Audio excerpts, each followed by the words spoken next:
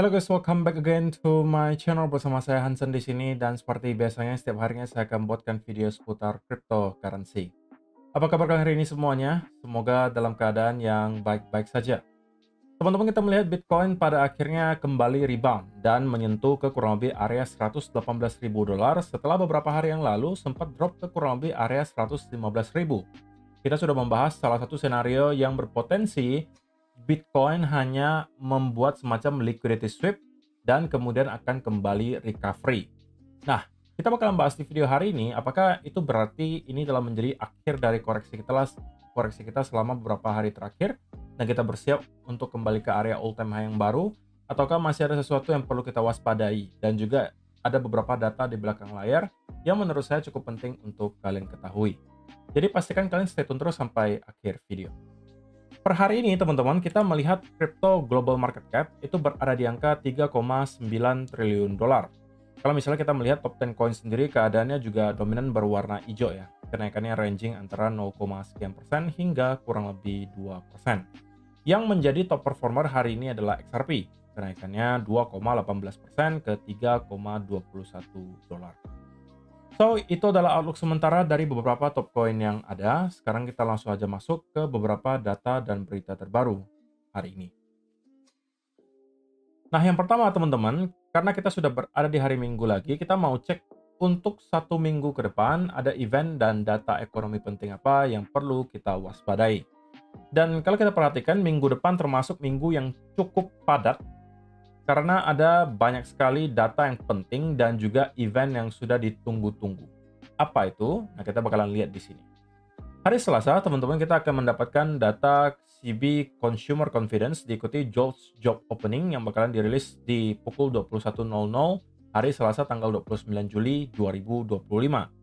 Itu menurut saya akan menjadi salah satu data yang juga akan dipantau oleh para investor. Diikuti hari Rabunya akan ada data ADP Non-Farm Employment Change, kemudian data Core PCE Prices, ada data GDP, GDP Price Index, dan juga GDP Sales, diikuti data Crude Oil Inventories. Nah, untuk GDP dan kawan-kawan ini bakalan dirilis kurang lebih serentak di pukul 19.30 waktu Indonesia Barat, sedangkan untuk Crude Oil Inventories-nya itu di pukul 21.30 waktu Indonesia Barat. Jadi di minggu depan, fokusnya adalah soal tingkat pengangguran di Amerika Serikat dan juga data GDP. Tapi yang menjadi highlight utamanya itu ada di hari Kamis dini hari. Karena di Kamis dini hari kita akan mendapatkan FOMC statement, diikuti Fed Interest Rate Decision dan juga FOMC Press Conference. Yang tentunya untuk Fed Interest Rate Decision-nya sendiri harusnya masih sesuai dengan ekspektasi ya. Kita masih mungkin akan tertahan di angka 4,5%. Tetapi yang mungkin akan lebih diperhatikan adalah FOMC Press Conference-nya. Apakah ada clue yang diberikan oleh kakek Powell tentang apa yang bakalan mereka lakukan berikutnya? Apakah mereka akan segera melakukan pemotongan suku bunga? Apakah ada pembicaraan soal rumor kakek Powell yang bakalan segera resign? Semua itu tentunya dinantikan nanti di hari Kamis dini hari. Dan malam harinya, kita juga akan mendapatkan data Continuing Jobless Claim, ada Core PCE Price Index, ada juga Initial Jobless Claim, ada juga PCE Price Index yang year on year maupun month on month, diikuti Chicago PMI, yang juga bakalan dirilis kebanyakannya ya serentak di pukul 19.30 waktu Indonesia Barat. Sedangkan hari Jumatnya, kita juga akan langsung mendapatkan data Non-Farm Payrolls, kemudian data NFP. Diikuti ISM, Manufacturing PMI, dan juga Manufacturing Prices. Jadi saya rasa minggu depan menjadi salah satu minggu yang paling padat gitu ya. Paling padat, dan udah lama kita nggak ngelihat ada kalender sepadat ini mungkin selama beberapa bulan terakhir. Jadi expect akan ada volatility di market, tidak hanya di stock market Amerika Serikat, tapi saya rasa cryptocurrency juga akan mendapatkan bagiannya. Dan pastikan untuk teman-teman yang mempunyai posisi terutama ya yang menggunakan leverage, kalian sudah harus tahu resiko volatility. Kalau misalnya ternyata ada sesuatu yang membuat market cenderung bearish dan tiba-tiba kita mendapatkan sell off yang signifikan, apakah posisi kalian masih akan tetap aman? Bukan saya mengatakan bahwa pasti itu yang akan terjadi, tapi kalau kalian tidak bersiap terhadap senario terburuk yang bisa terjadi, kalian berpotensi akan menjadi orang-orang yang masuk ke list margin call. Jadi jangan sampai itu teman-teman lakukan. Karena dalam kondisi market seperti ini teman-teman, yang kita asumsikan ya, harusnya masih dalam keadaan bullish. Salah satu hal yang sebenarnya perlu kalian lakukan hanya adalah survive gitu. Kalian nggak perlu terlalu fancy, nggak harus selalu menggunakan leverage yang besar untuk bisa mendapatkan gains yang signifikan. Terutama kalau misalnya nanti altcoin kembali mendapatkan momentum. Bahkan leverage 2-3x itu mungkin sudah sangat besar anggapannya. Karena pergerakan hariannya, kalau kita sedang melihat altcoin mendapatkan momentum, itu bisa puluhan persen per harinya. Jadi kalau misalnya teman-teman menggunakan leverage sampai 3x pun, itu sudah sangat besar. Kalau kalian menggunakan sampai 100x, dan misalnya oke, 1-2 trade pertama kalian bisa mendapatkan gains yang signifikan. Tapi kalau kalian teruskan menggunakan leverage yang sangat besar tanpa ada risk management yang baik, hanya cukup perlu satu saja loss yang bisa mungkin wipe out semua profit kalian atau bahkan membuat kalian margin call. Jadi pastikan kalian bisa survive dan terus compounding hasil profit kalian secara perlahan. Jadi jangan maunya get rich quick gitu ya, maunya kaya cepat, karena misalnya kalau punya mindset seperti itu biasanya tidak akan berakhir baik. Jadi itu saya ingatkan mulai dari sekarang. Kemudian kalau misalnya kita melihat data yang satu ini bernama Retail and Large Investor Holdings. Jadi ini adalah data yang menunjukkan sebenarnya kurang lebih beberapa waktu terakhir siapa sih yang membeli. Apakah para investor besar, apakah para retail seperti kita, atau siapa? Nah, kalau misalnya yang berwarna merah di sini, itu adalah data larger investors, atau mungkin kita sebutnya sebagai whale. Sedangkan yang biru itu adalah retail. Nah, menariknya kalau misalnya teman-teman perhatikan di sini, meskipun ya, kita melihat Bitcoin telah membentuk area all-time high dan bahkan sudah break di atas angka $100.000. Tetapi, para larger investor ini terus melakukan akumulasi. Kalau misalnya kita melihat di sini, kalau terjadi kenaikan berarti terjadi akumulasi yang signifikan. Sedangkan para retail itu sepertinya justru melakukan kebalikannya. Semenjak Bitcoin break di atas area mungkin 50 ribuan, itu sudah banyak orang yang berbondong-bondong untuk menjual Bitcoin-nya. Dan siapa yang menampung? Tentunya para whales. Salah satunya adalah spot Bitcoin ETF yang sampai dengan saat ini bisa kita kategorikan sangat konsisten dalam menghasilkan inflow. Dan beberapa minggu terakhir, kita bisa averaging beberapa ribu Bitcoin per harinya inflow untuk spot Bitcoin ETF. Itu tentunya menjadi salah satu sumber demand yang sangat besar. Belum lagi kalau kita hitung beberapa perusahaan di dunia yang sudah menerapkan Bitcoin Reserve. Artinya mereka memasukkan Bitcoin ke dalam balance sheet mereka sebagai salah satu alat diversifikasi. Dan semakin banyak perusahaan yang melakukan hal tersebut dan mereka melakukan pembelian secara rutin. Jadi itu juga menjadi sumber demand lainnya.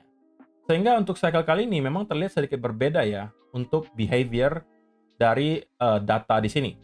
Kalau misalnya kita perhatikan, kalau untuk cycle sebelumnya ya teman-teman, ketika kita melihat Bitcoin hit ke area 69 ribuan, itu para investor kelas kakap juga start untuk selling off di sini.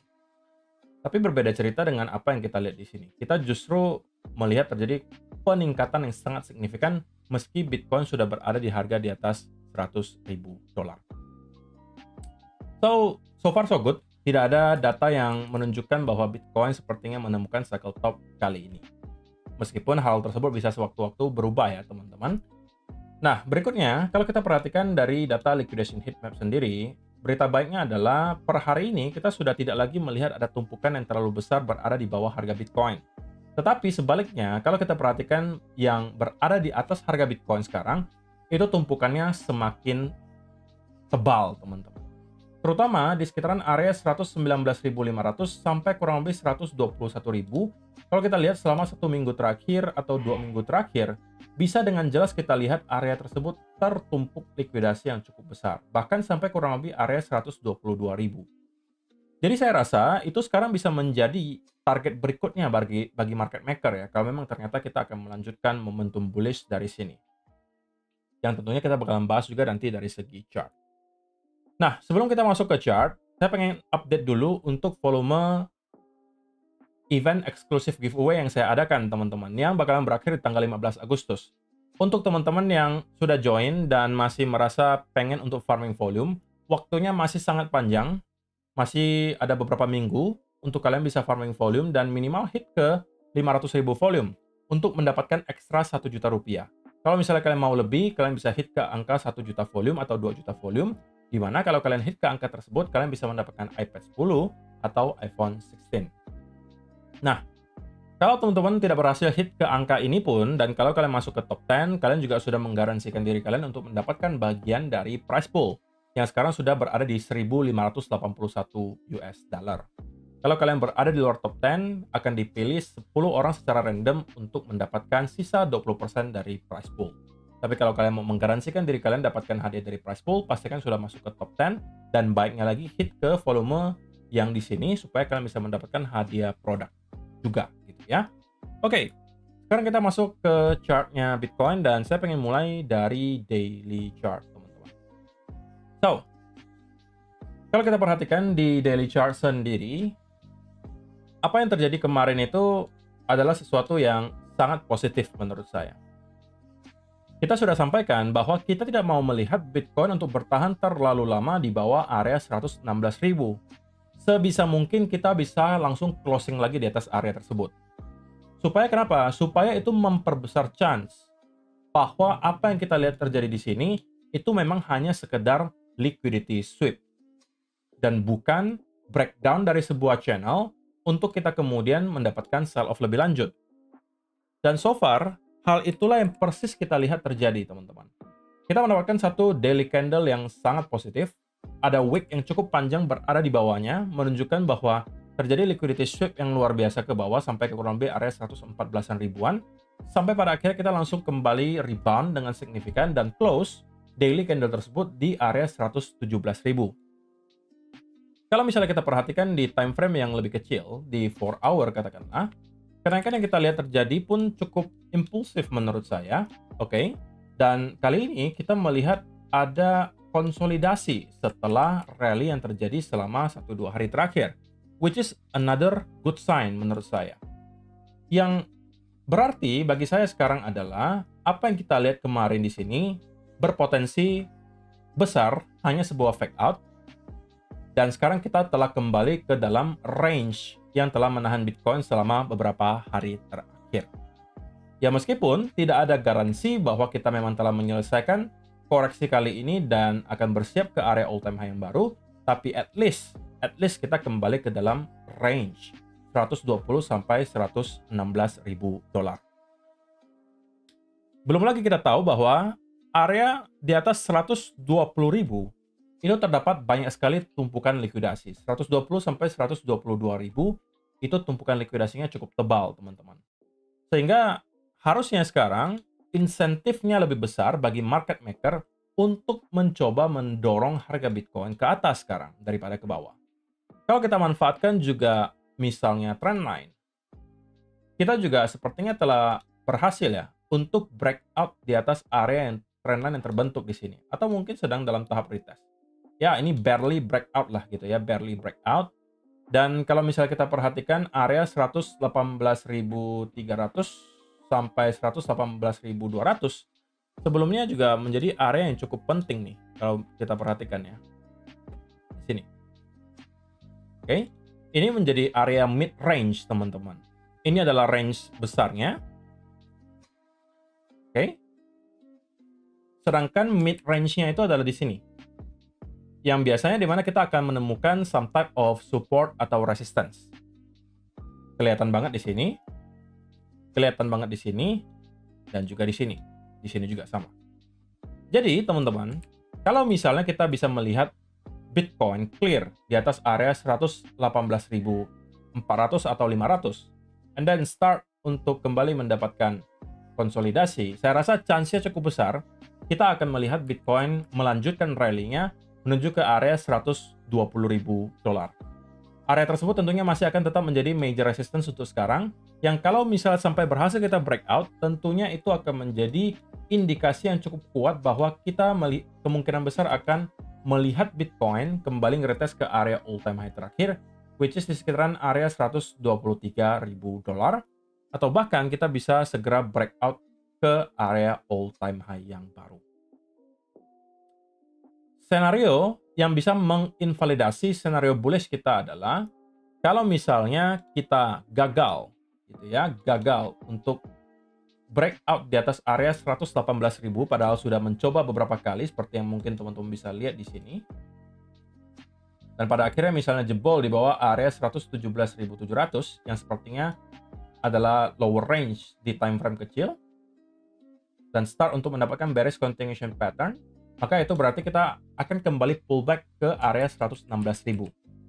Tapi kita mau melihat ada demand dari sana, karena kalau tidak, kita kembali jebol di bawah 116.000, itu bisa menjadi potensi bagi Bitcoin untuk justru mendapatkan sell off lebih dalam dan membentuk lower low baru.